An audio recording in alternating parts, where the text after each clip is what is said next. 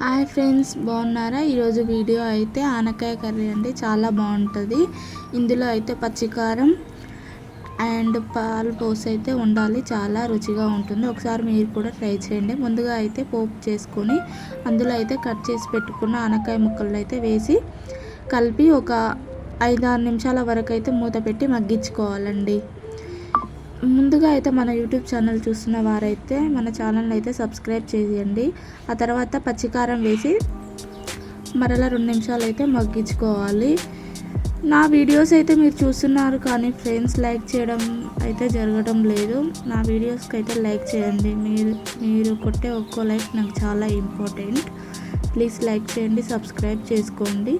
ఆ తర్వాత మగ్గించుకున్న ఆనకాయ కర్రీలోకి అయితే 1/2 గ్లాస్ పాలు అయితే పోసుకోవాలండి. ఇంతే అండి. పాలు పోసుకున్న తర్వాత 2 నిమిషాలు అయితే మగ్గించుకుంటే ఎంతో టేస్టీగా ఉండే ఆనకాయ కర్రీ రెడీ అండి.